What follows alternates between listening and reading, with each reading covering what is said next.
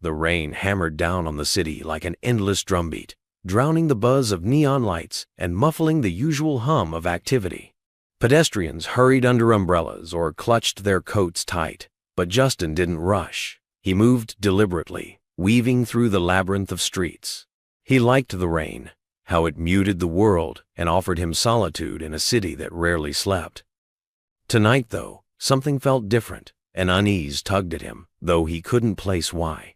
Turning a corner, he nearly missed her. She was slumped against a graffiti-covered wall in a narrow alleyway, a figure barely visible in the dim light spilling from a flickering street lamp. Justin froze, his instincts warring with his sense of caution.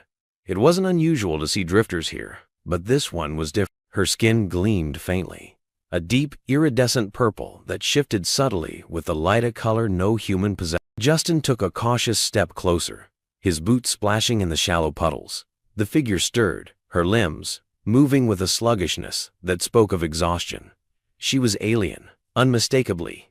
Her elongated limbs, delicate bone structure, and enormous eyes that shimmered like pools of molten silver marked her as one of the extraterrestrial refugees who had arrived years ago. Her skin, which Justin had heard could glow brilliantly in her kind's healthier states, looked muted and dull, as though the light within her had dimmed. He hesitated, glancing around. The alley was deserted, save for her. She wasn't just resting, she was wilting, like a flower deprived of sun. Rain dripped from her tattered clothing, pooling around her in a grimy puddle. Justin stepped closer, his voice low but "Hey," he said, crouching to her level. "Are you okay?" The woman flinched at the sound, her head snapping up to reveal her striking alien features. Her lavender lips parted slightly as her wide eyes fixed on him, sharp and wary despite her obvious weakness. She looked like a cornered animal, ready to bolt despite her frailty. "I am fine," she said, though her voice betrayed her. It was soft and lilting, melodic even in her broken English, but it wavered with exhaustion. Her hands trembled where they gripped her knees, and her shoulders sagged as though the effort of speaking was too much. Justin frowned. "You don't look—" "Go," she whispered, glancing away. "I need nothing." The lie was as transparent as the rain. Her body language screamed vulnerability, her thin, soaked clothes, the hollows under her glowing eyes, the faint flicker of light along her skin that seemed to falter like a dying. Justin had never interacted with a Kalari before, but he'd read. He knew their physiology relied on minerals Earth didn't naturally provide, that many of them struggled to adapt to the planet's harsh atmosphere. Most humans avoided them or treated them as outcasts. Yet, for reasons he couldn't articulate, Justin felt compelled to. He reached into his bag, pulling out the sandwich he'd meant to save for later. It was nothing fancy, a simple peanut butter and jelly, but it was food, and she clearly needed it more than he did. He unwrapped it and held it out. "Here." She stared at the sandwich as though it were an alien object. Her eyes flicked to his face, searching for something motive, perhaps. When she spoke, her voice trembled with a mix of pride and desperation. "I cannot take." Justin sighed, leaning forward slightly. "Look, it's not charity. Call it a loan. You can pay me back." The woman blinked, confusion flickering across her delicate features.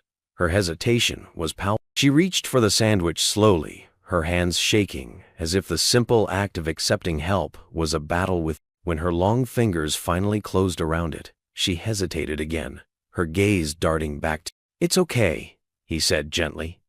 "Eat." She took a small, cautious bite. The moment the food hit her tongue, a shudder ran through her body, and her expression. Tears filled her shimmering eyes, spilling down her cheeks like liquid starlight. She covered her mouth with one hand, as if embarrassed by the emotion overtaking. Justin felt a pang of something he couldn't name. Pity? Compassion? He wasn't sure, but watching her, he realized just how bad her situation must have been. She was not just for food, but for kindness. For a moment of reprieve in what had likely been a relentless. "Why?"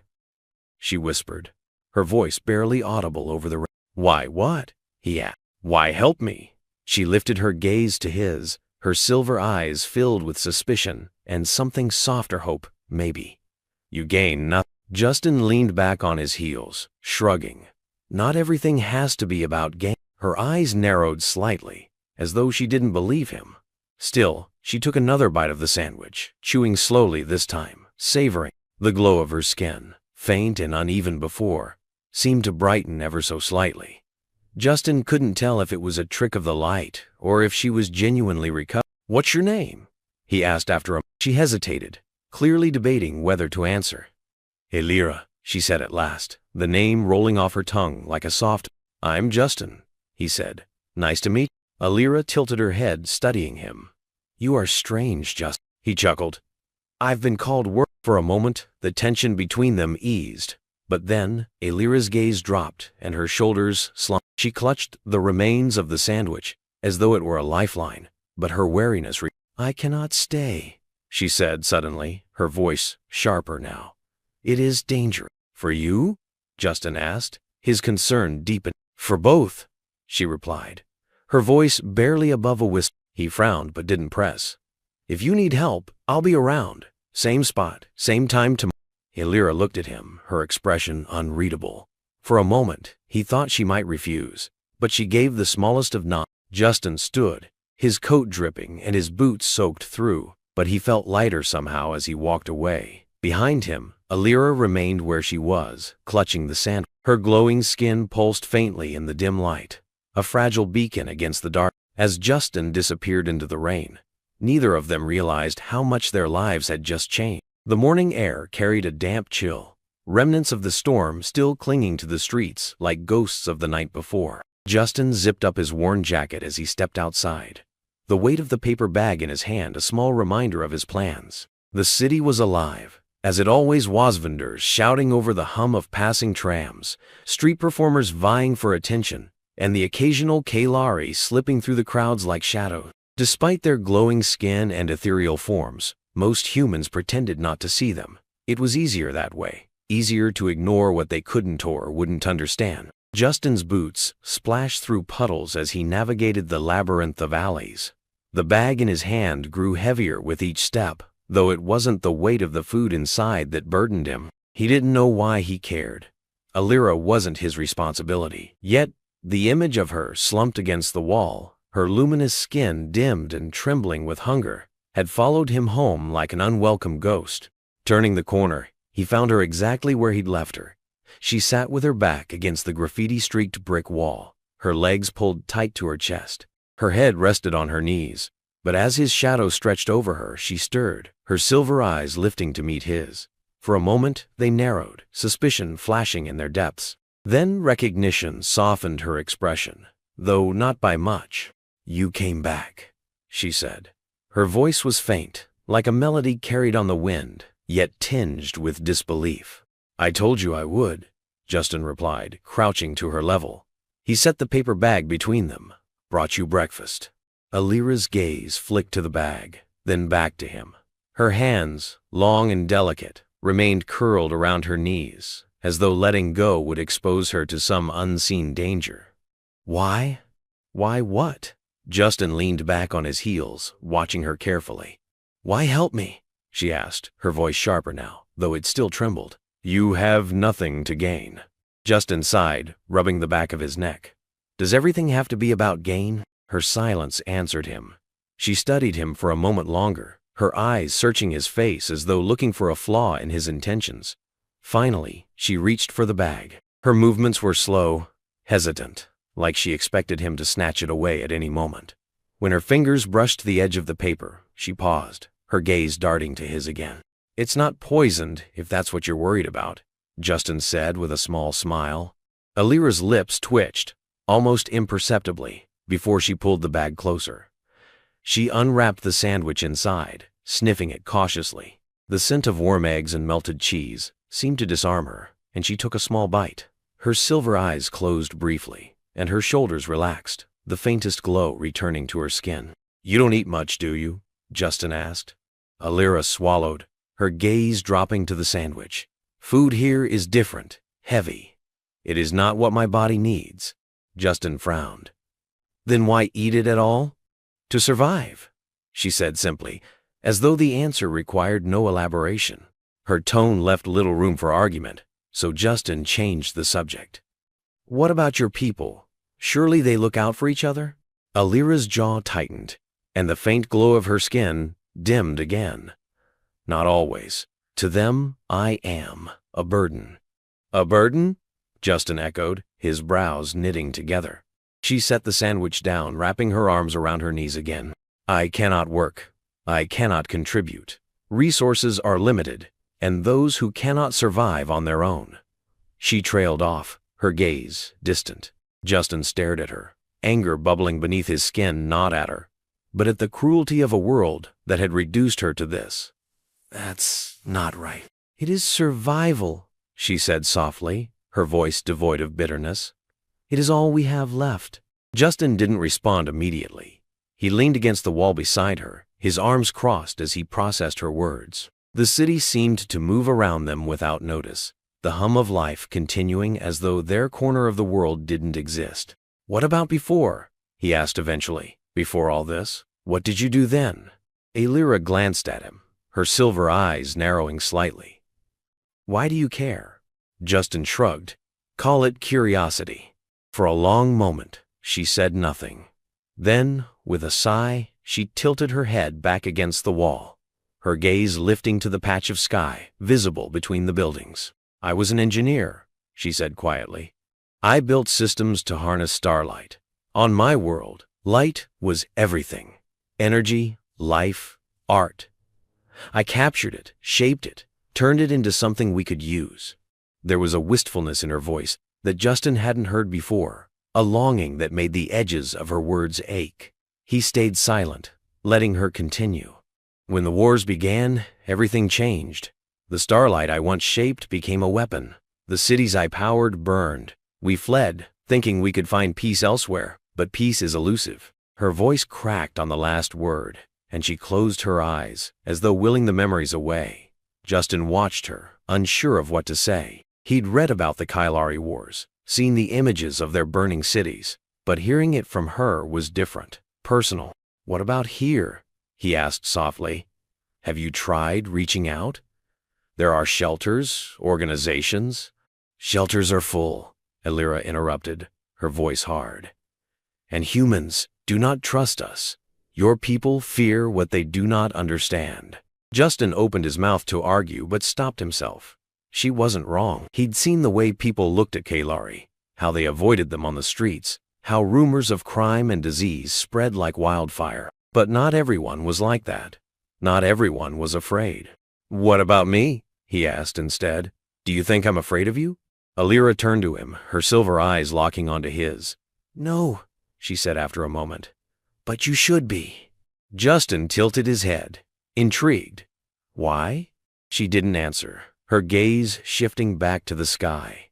The tension between them thickened, and Justin could feel the weight of her unspoken words pressing against him. He wanted to push, to pry open the secrets she kept buried, but he held back.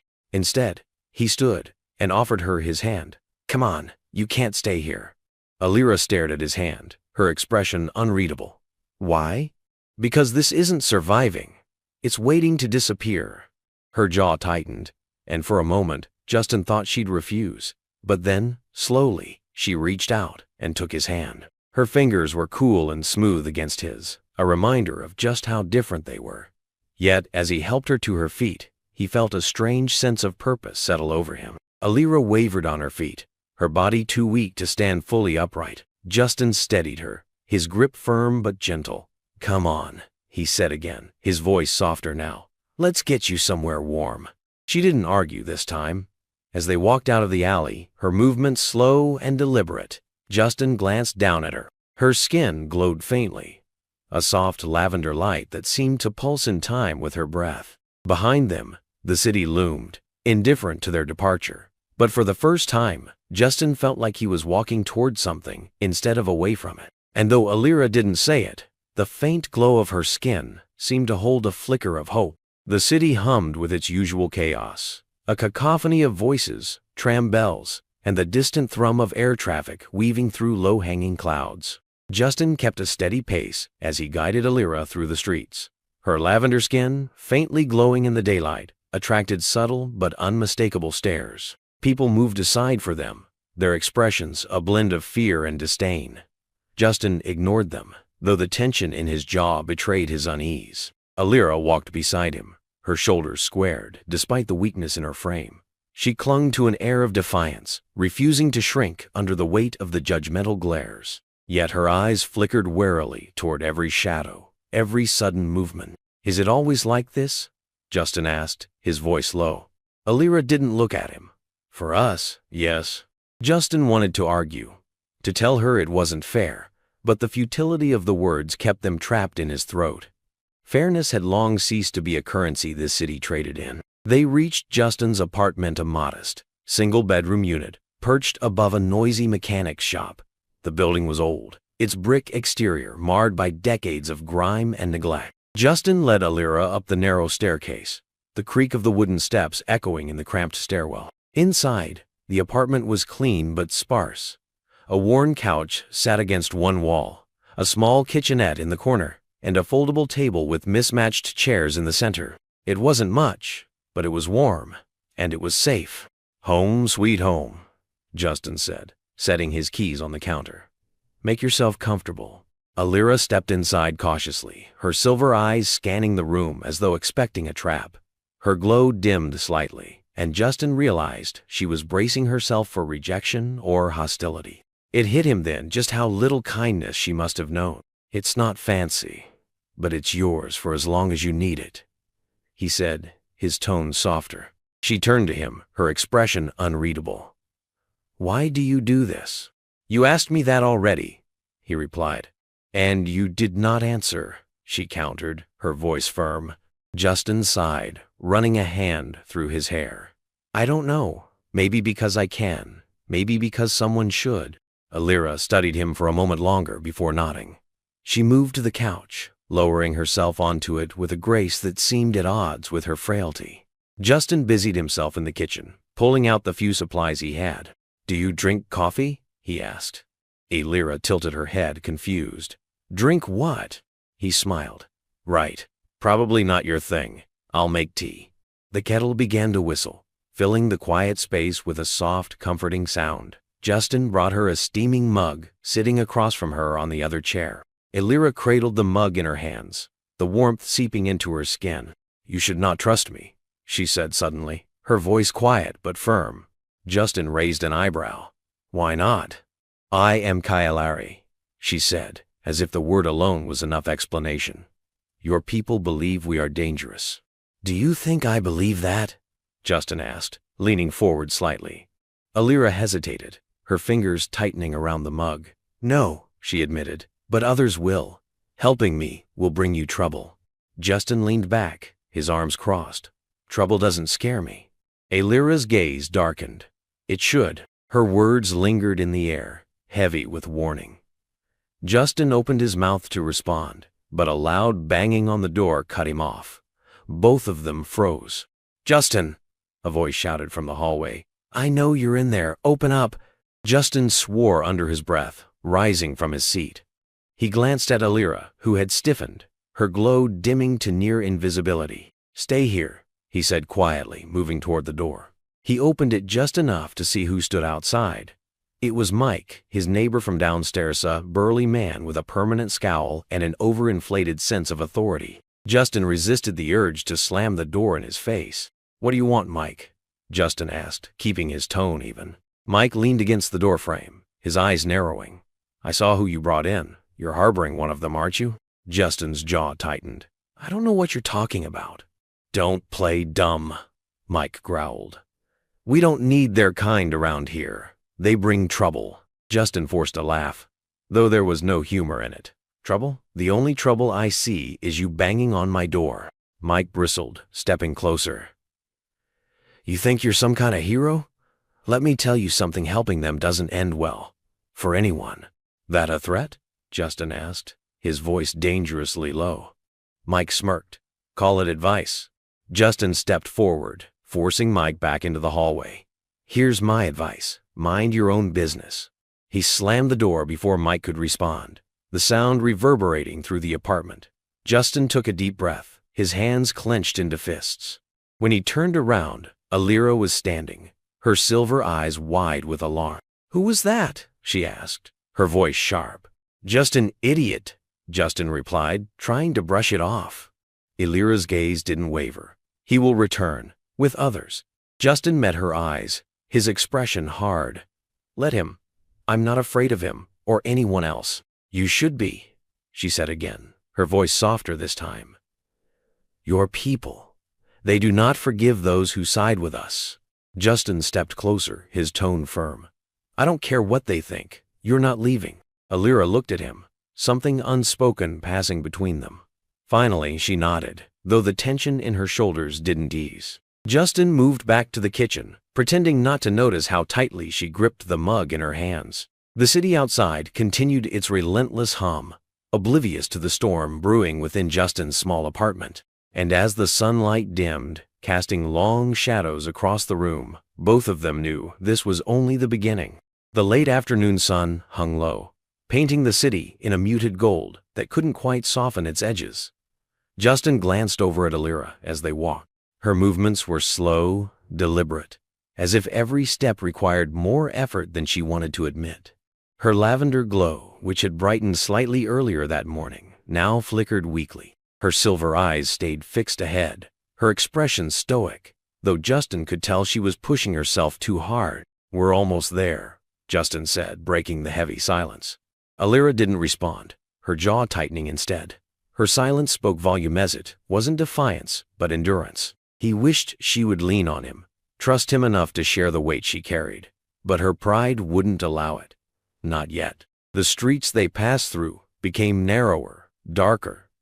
Towering buildings pressed together like crooked teeth, their shadows stretching long across the cracked pavement. The hum of the inner city faded here, replaced by the occasional murmur of voices or the distant clatter of something metal. It was a part of the city Justin usually avoided, not because of fear, but because it reminded him too much of what the world ignored. Finally, they reached their destination.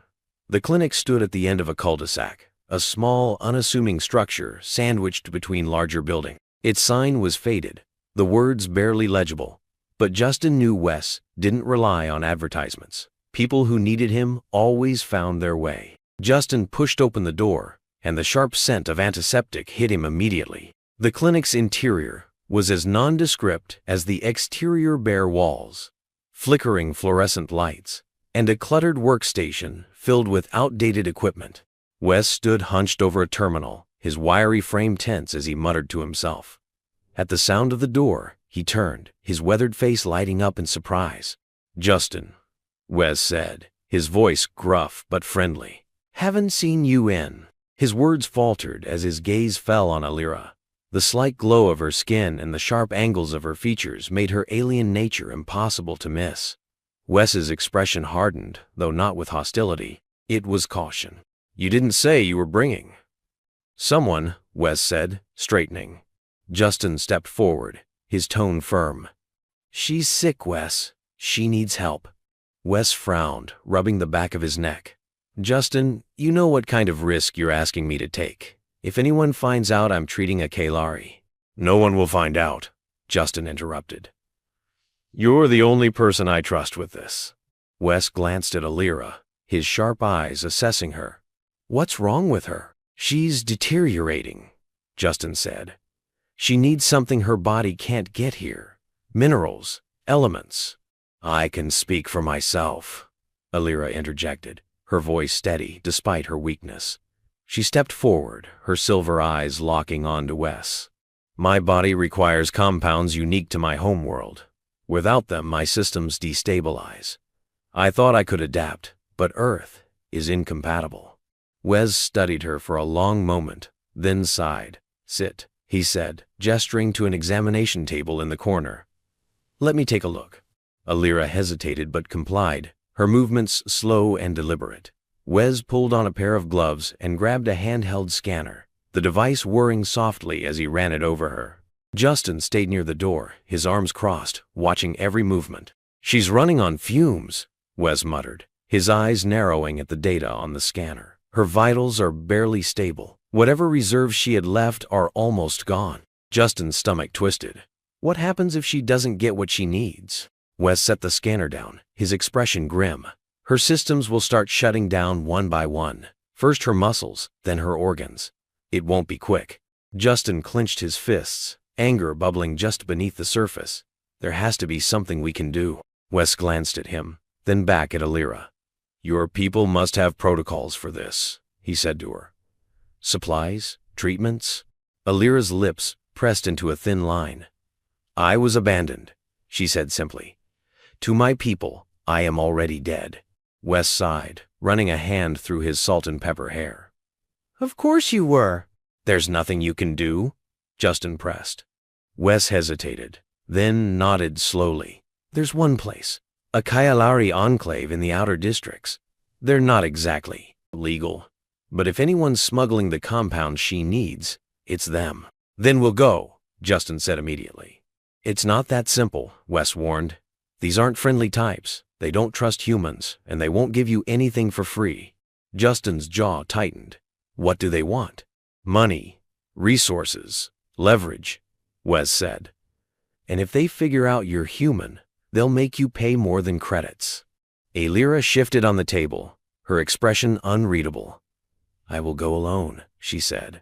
No, Justin snapped, his tone leaving no room for argument. We're going together. It's not your fight, Alira said, her voice sharp. It is now, Justin replied. I'm not letting you walk into that place alone. Alira stared at him, her silver eyes narrowing. For a moment, it seemed like she would argue. But then she nodded, the fight leaving her shoulders. The walk to the outer districts felt longer than it was. The air grew colder, the streets darker, the noise of the city fading into a tense quiet. This part of the city was a labyrinth of crumbling buildings and makeshift markets, a place where the desperate and the dangerous coexisted. The enclave itself was a towering warehouse surrounded by Kalari sentries. Their glowing eyes watched as Justin and Alira approached, their expressions unreadable. Justin felt the weight of their stares, but kept his focus on the entrance. Inside, the air was thick with tension.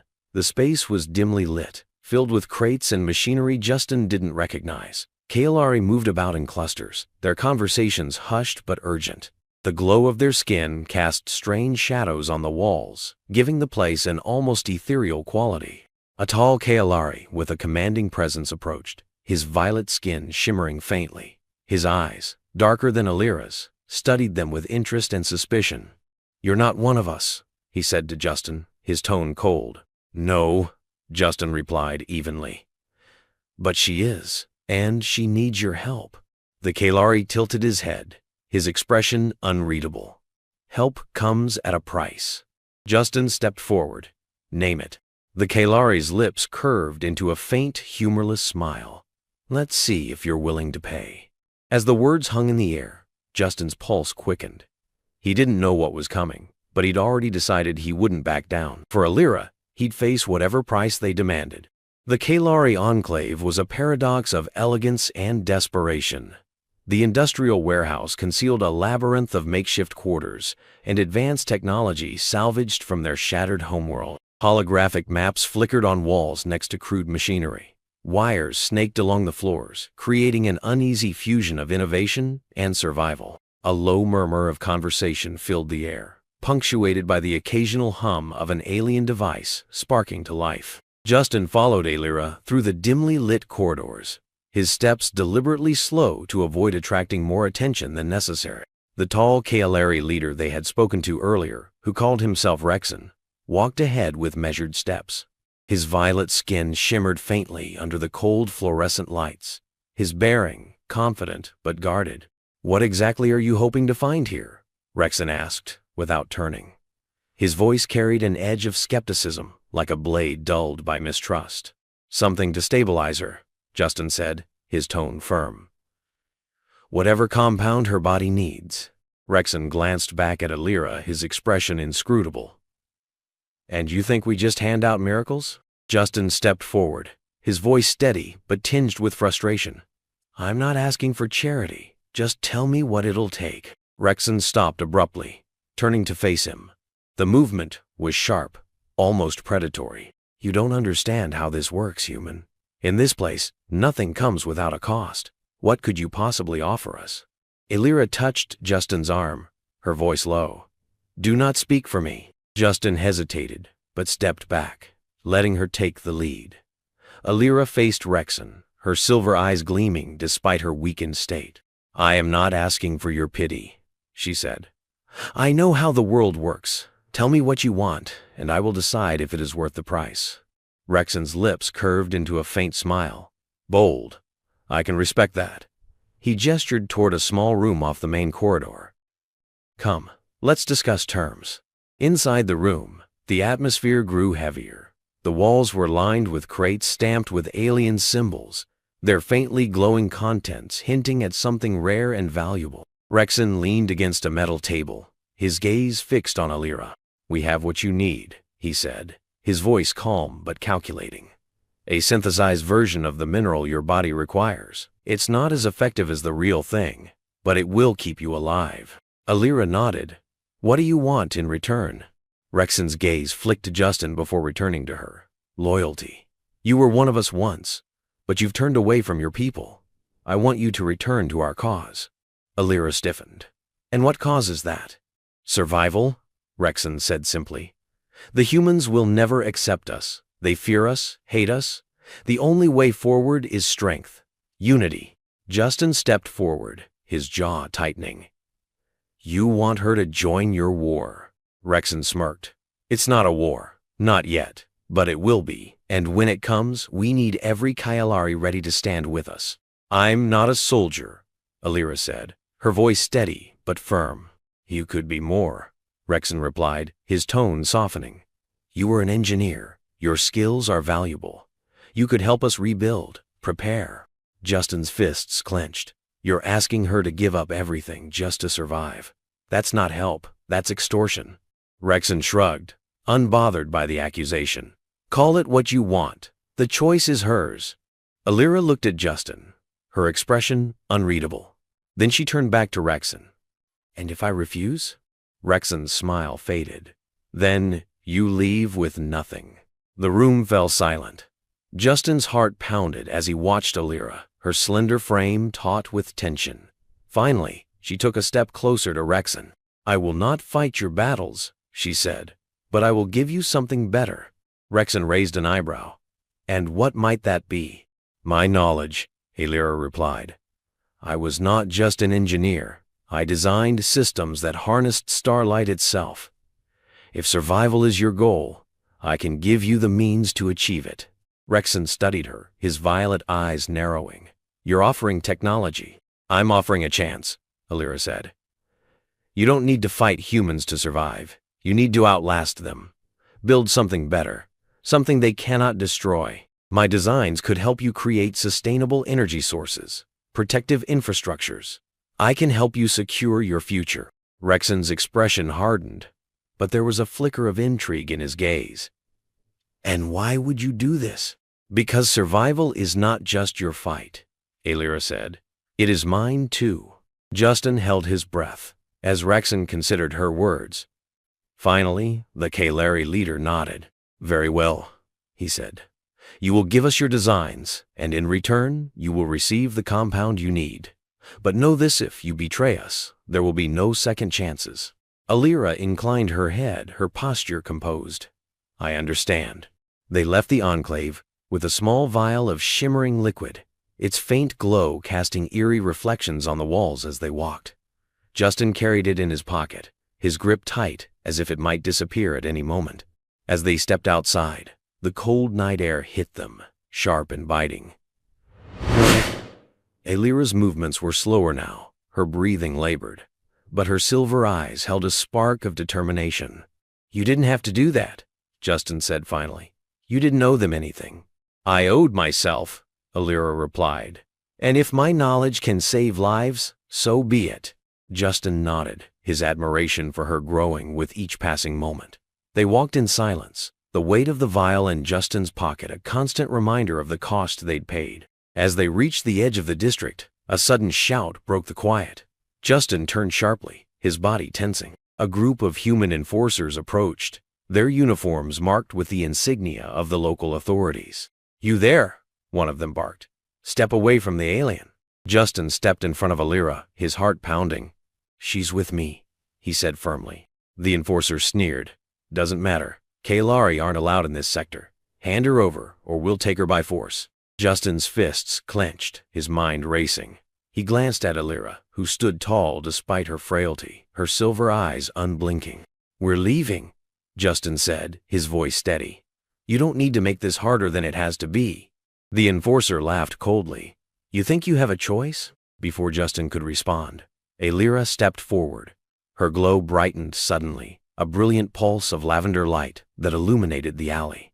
The enforcers froze, their hands hovering over their weapons. "I suggest you let us pass," Alira said, her voice calm but commanding, "unless you wish to test how dangerous I can be." For a moment, no one moved. Then, slowly, the enforcers stepped back, their expressions wary. "Keep her out of sight," one of them muttered. "Next time, we won't be so generous." Justin took Alira's arm, guiding her away. As they disappeared into the shadows, he glanced at her, a mixture of awe and concern in his eyes. "You didn't have to do that," he said. "Yes, I did," Alira replied. "Because survival is not just about living, it is about refusing to be silenced."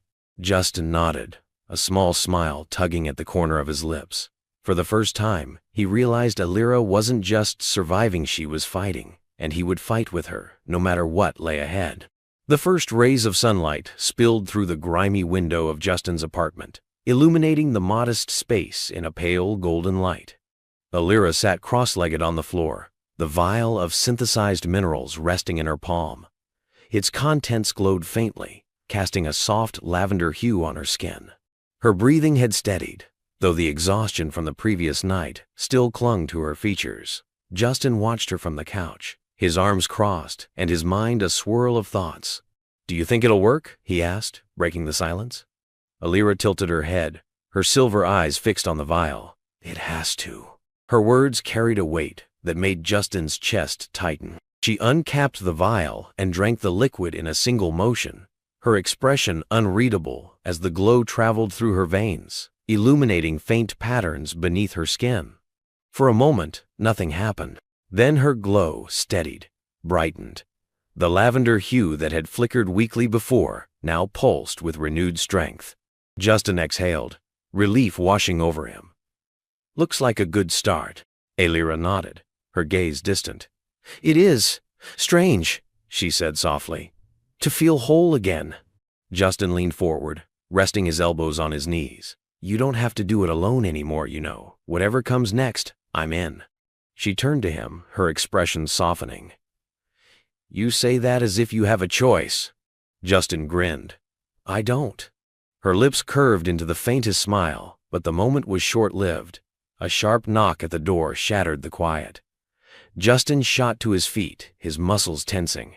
Alira's glow dimmed, her body stiffening as her eyes darted to the door. "Stay here," Justin said, his voice low. He approached the door cautiously, peering through the peephole. A man in a dark jacket stood outside, his posture casual but alert. Justin recognized him, immediately an old acquaintance named Taryn, who had a reputation for dealing in secrets and information. Justin opened the door just enough to speak.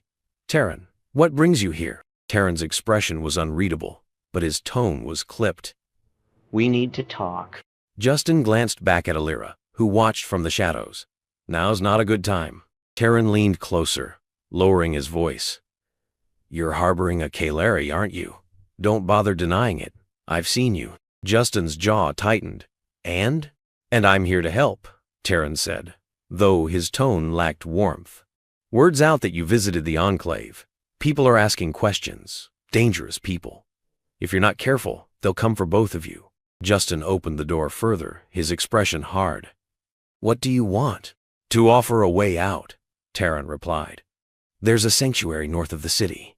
Humans and Kaleri working together, away from all this madness. You take her there, and you disappear. It's your best shot."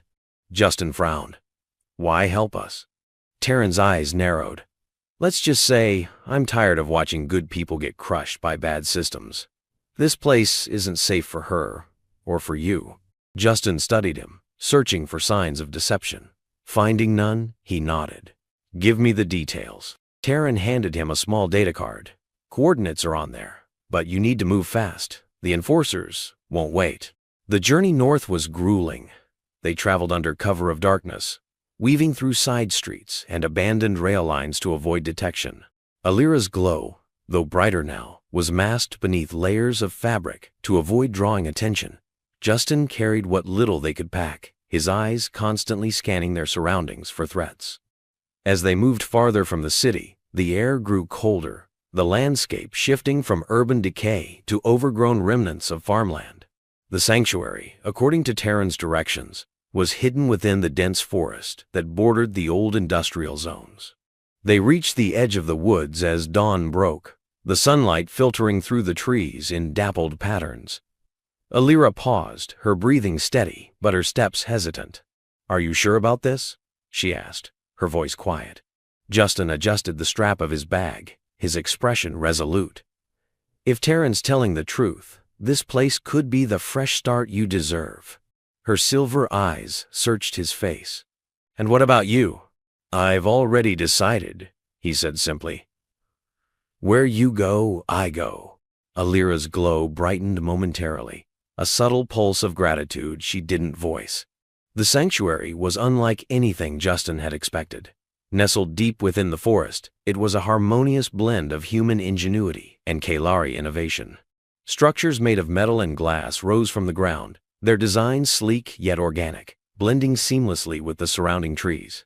Energy fields shimmered faintly, powered by technology that bore Alira's unmistakable influence. A tall figure approached as they entered the clearing, his Kalari features immediately recognizable. His skin was a deep blue, his eyes glowing softly. He studied them with a cautious but welcoming expression. "You're safe here," he said. "I am Lysanth, one of the founders. You must be Alira." She inclined her head. "And you must be the one who created this place." "Not alone," Lysanth replied, his gaze shifting to Justin. "You brought her here despite the risks. That speaks to your character." Justin shrugged. "I just did what needed to be done." Lysanth's lips curved into a faint smile. "Then you'll fit in well." The days that followed were a blur of adjustment and rebuilding. Alira quickly found her place among the Kalari engineers, her knowledge of starlight systems proving invaluable to the sanctuary's energy grid. Justin, though less technically skilled, threw himself into manual work, helping fortify the settlement and ensure its security. For the first time in what felt like years, Alira smiled freely. The sanctuary wasn't just a place to survive, it was a place to live, to hope. One evening, as they stood atop a hill overlooking the settlement, Alira turned to Justin. "You gave me a chance when no one else would. For that, I will always be grateful." Justin leaned against the railing, his gaze fixed on the glowing lights below. "You didn't need saving, Alira. You just needed someone to stand with you." She smiled, her silver eyes reflecting the light of the settlement. "And you were that someone." As the stars emerged one by one, they stood in silence, the weight of their journey fading into the cool night air. They had fought for this moment, and though challenges still lay ahead, they knew they would face them together. For the first time, the future didn't feel like a burden. It felt like a promise.